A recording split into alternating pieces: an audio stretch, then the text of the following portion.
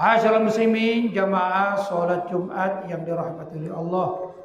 Marilah kita berupaya untuk meningkatkan takwa kita kepada Allah dan berharap mudah-mudahan dengan bekal takwa itu Allah menerima segala amal ibadah kita dan melipat gandakan pahalanya. Allahumma amin.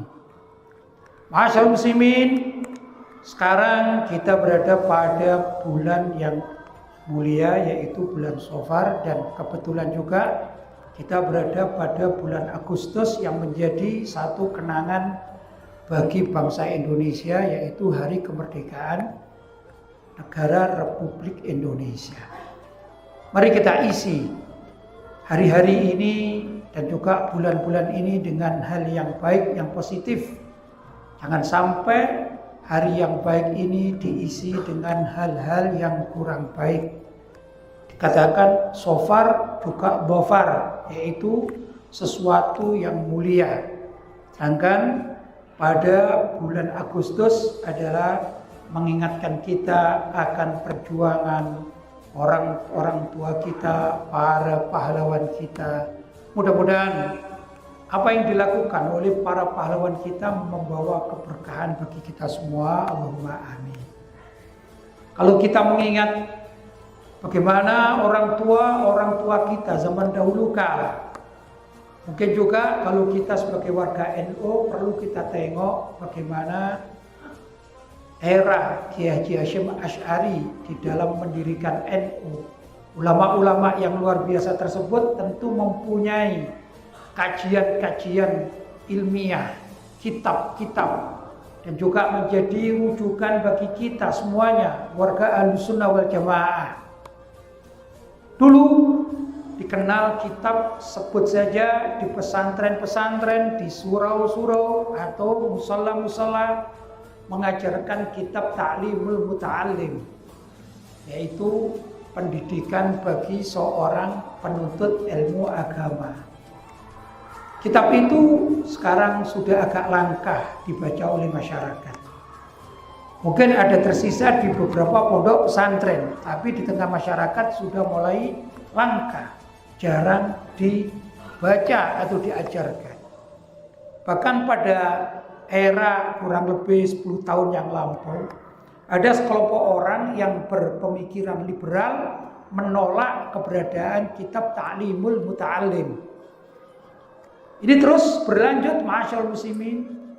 Beberapa kitab yang dulu menjadi rujukan para kiai-kiai sepuh kita, para ulama-ulama kita, yang mana para sesepuh-sepuh kita itu telah menelurkan sekian banyak dari tokoh-tokoh Islam yang istiqomah.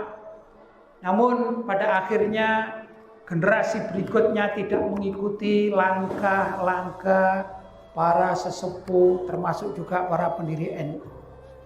Suatu saat juga terdengar kitab yang menjadi pegangan di kalangan kaum muslimah, yaitu tatkala mereka akan melaksanakan sebuah pernikahan untuk menuju jenjang rumah tangga yang baik, ada kitab namanya Uqudul Lujain. Namun kitab Uqudul Lujain yang dulu dikaji di pondok-pondok pesantren, juga di surau-surau, di musola-musola, masjid-masjid oleh para ulama-ulama kita, pernah ditentang oleh sekelompok orang yang kebetulan berpemikiran liberal. Liberal artinya suatu kebebasan untuk berpendapat dan berpikir serta mengutarakan maksud hatinya, termasuk mengingkari sesuatu yang sudah diajarkan oleh para ulama-ulama salaf kita. Apa yang terjadi? Dua hal kitab itu, yaitu kitab Ta'limul Muta'allim dan kitab Uqudul Lujain, tatkala diingkari oleh orang-orang zaman sekarang, maka rusaklah akhlak dan moralitas generasi penerus. Berapa banyak anak umat Islam yang tidak mengerti kitab-kitab agama tersebut, kitab-kitab panduan utama tersebut, akhirnya mereka berada di jalan-jalan dan melakukan kegiatan-kegiatan yang tidak sesuai dengan ajaran Islam. Berapa banyak putra-putri seorang tokoh Bahkan juga tokoh masyarakat. Kalau zaman dahulu seorang haji di tengah masyarakat ini adalah tokoh yang sangat dihormati. Namun zaman sekarang putra seorang haji belum tentu mengerti ajaran Islam. Bahkan mereka terseok-seok di dalam hidupnya. Yang laki-laki ada yang terjun dalam bidang kesukaan, kegemaran berolahraga jadi supporter bola misalnya. Akhirnya meninggalkan sholat di saat-saat mereka nonton bola. Kalau zaman sekarang juga di kalangan mereka ada yang senang dengan kesenian-kesenian semacam kuda lumping atau bantengan dan lain sebagainya. Pada akhirnya mereka berada di jalan-jalan dan lupa terhadap pelajaran ta'limul muta'allim. Belum lagi gadis-gadis kita, remaja-remaja kita yang tidak mengerti bagaimana ajaran kitab Uqudul Lujain. Pada akhirnya mereka melakukan free sex. Bahkan juga berapa banyak perceraian-perceraian di kalangan umat Islam yang semua itu karena tidak merujuk kepada kitab-kitab yang telah diajarkan oleh ulama-ulama sesepuh kita. Ma'asyiral muslimin, ada dua kitab juga yang sebenarnya menjadi sakral bagi para ulama kita, generasi sesepuh kita, sehingga membentuk masyarakat orang-orang yang ahli beribadah di masjid, atau juga senang dengan majelis taklim, senang dekat dengan para ulama. Tiada lain kitab Sulamut Taufik dan kitab Bidayatul Hidayah. Kitab Sulamut Taufik karya As-Sayyid Abdullah bin Husain bin Tahir Pahlawi, dan juga kitab Bidayatul Hidayah karya Al-Imam Al-Ghazali. Kitab ini dulu seakan-akan diwajibkan di pondok-pondok pesantren dan juga di kalangan ulama-ulama kita mengajar di masjid, musola, di surau, di pengajian-pengajian. Namun sekarang sudah banyak ditinggalkan. Sehingga umat Islam sudah jarang yang tahu batasan, bahkan batasan kemurtatan atau asbabur riddah yang tertulis di dalam kitab Sulamut Taufik sudah banyak ditinggalkan. Ini akibat generasi sekarang sudah mengingkari apa yang diajarkan, diwariskan oleh para ulama-ulama sepuh terdahulu. Karena itu hendaklah kita mengisi kemerdekaan kita dan juga bulan yang mulia saat ini, apalagi sebentar lagi bulan Maulid Nabi Shallallahu Alaihi Wasallam. Hendaklah para guru, para ustadz, para ulama, para kiai memulai lagi mengajarkan kitab-kitab yang sakral tersebut. Dikatakan sakral karena bukti di dalam mendidik umat benar-benar adalah suatu yang telah menjadikan keberhasilan. Maka lahirlah zaman dahulu pondok-pondok pesantren yang sangat luar biasa, yang usianya sampai ratusan tahun. Ini semuanya tiada lain bermula dari barokah para pengarang-pengarang kitab dari kalangan ulama Ahlussunnah wal Jamaah. Dalam kitab-kitab tersebut kita pelajari ulang, kita ajarkan di tengah masyarakat agar anak-anak kita, darah daging kita, paling tidak anak cucu kita tidak terhanyut dengan kehidupan di luar sana yang sudah semakin hari semakin rusak, amoral terjadi di mana-mana. Untuk itu kita bermohon kepada Allah SWT, mudah-mudahan kita, keluarga kita bisa dijaga dari hal-hal yang tidak diinginkan, terutama yang merusak akidah, akhlak, dan semua yang ada pada ajaran Islam. Mudah-mudahan apa yang saya sampaikan ini membawa nilai-nilai yang baik dan juga mudah diingat dan mudah diterapkan dalam kehidupan kita sehari-hari.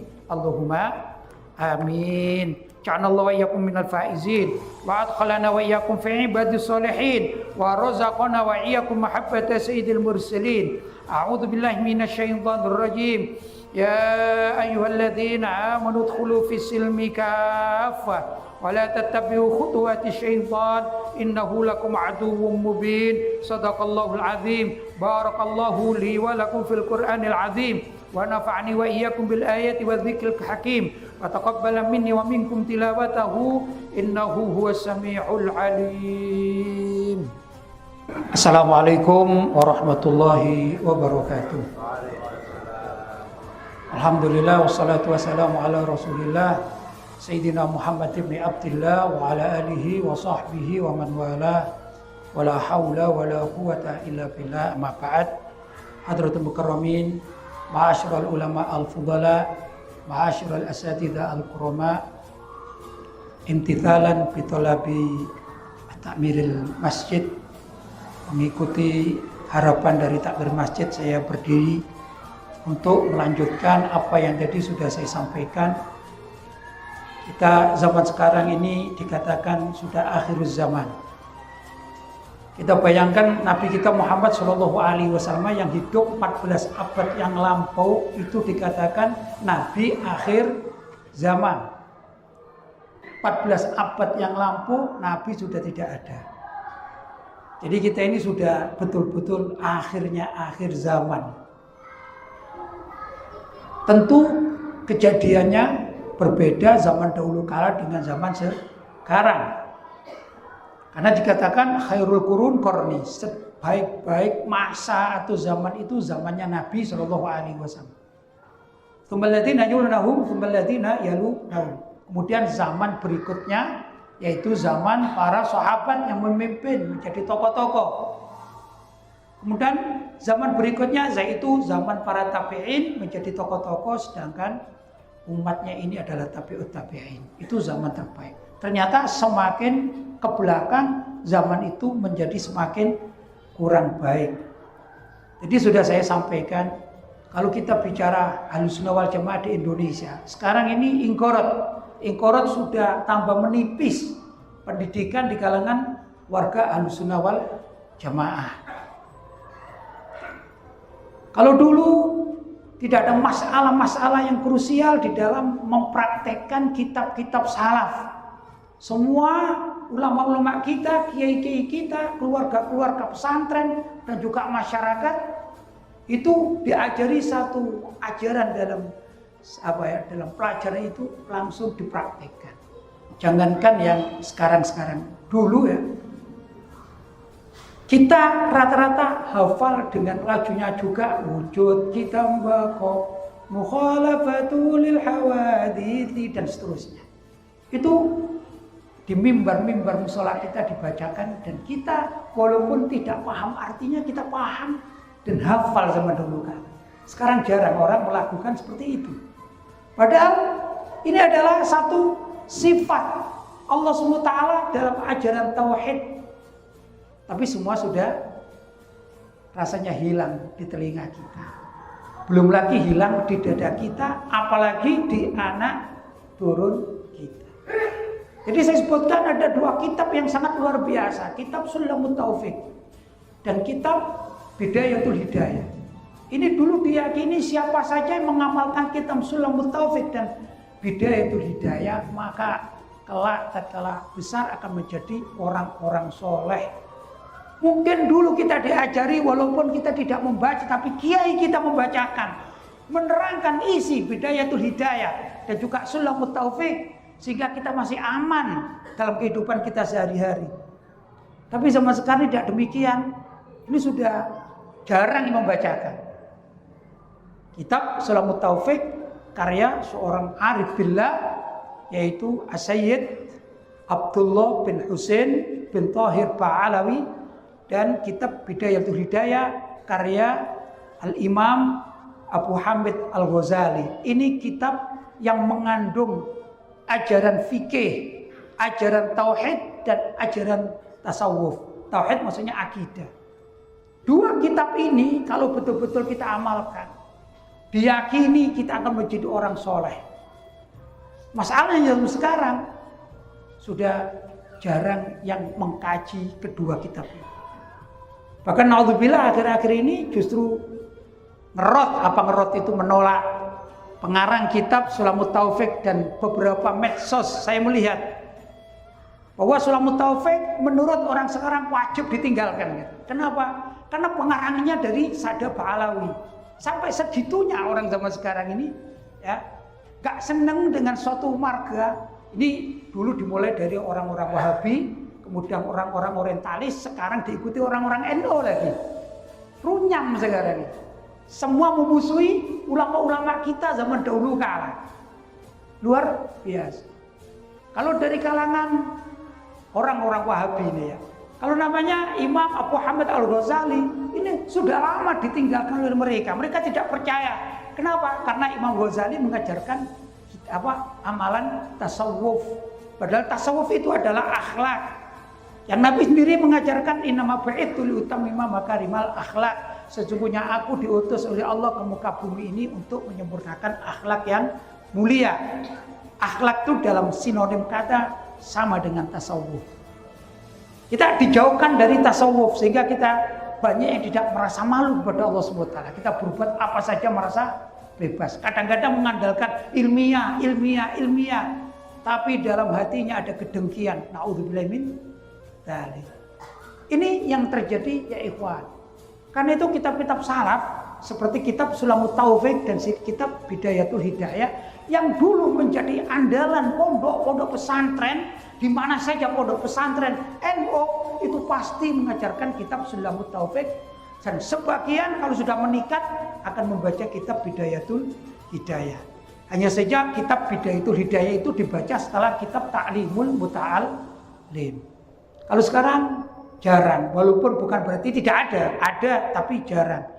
Namun masyarakat pada umumnya sekarang melihat siapa yang tampil di media sosial, siapa yang paling banyak buzzernya. Buzzer itu adalah satu alat yang bisa meningkatkan nama seseorang menjadi terkenal di Indonesia ini. Maka dijadikan panutan. Bahkan perilakunya pun tidak baik akan dijadikan panutan karena sering tampil di media sosial. Dan media sosial itu masuk di HP kita dan HP anak-anak kita dan keluarga kita. Maka mereka terpengaruh. Karena itu saya mengajak diri saya sendiri juga kepada para hadirin. Ayo kita ajak keluarga kita kembali pada ajaran ulama-ulama terdahulu. Kita merujuk bagaimana hikayat Kiai Haji Hasyim Asy'ari, Kiai Wahab Hasbullah dan lain sebagainya, para pendiri NU itu menyikapi kitab-kitab para ulama salaf. Demikian juga orang-orang setelahnya yang menjadi murid-murid beliau, bagaimana mereka memperjelaskan atau menjelaskan kitab-kitab salaf tersebut sehingga generasi Kiai Hasyim Asy'ari dan berikutnya ini menjadi tokoh-tokoh yang baik, tokoh-tokoh ulama yang soleh dan menjadi panutan umat.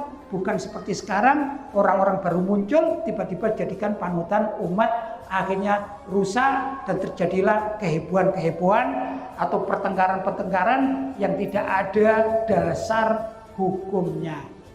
Ini yang sering terjadi di kalangan umat Islam. Untuk itu pada bulan Safar menjelang bulan Maulid Nabi, saya mengajak ayo kita kembali kepada ajaran para ulama salaf, para sesepuh kita, agar kita selamat di dunia maupun di akhirat. Allahumma amin. Barangkali itu bapak-bapak dan saudara-saudara yang dirahmati Allah, apa yang dapat saya sampaikan mudah-mudahan bermanfaat. Hadza wal afu minkum. Wassalamualaikum warahmatullahi wabarakatuh.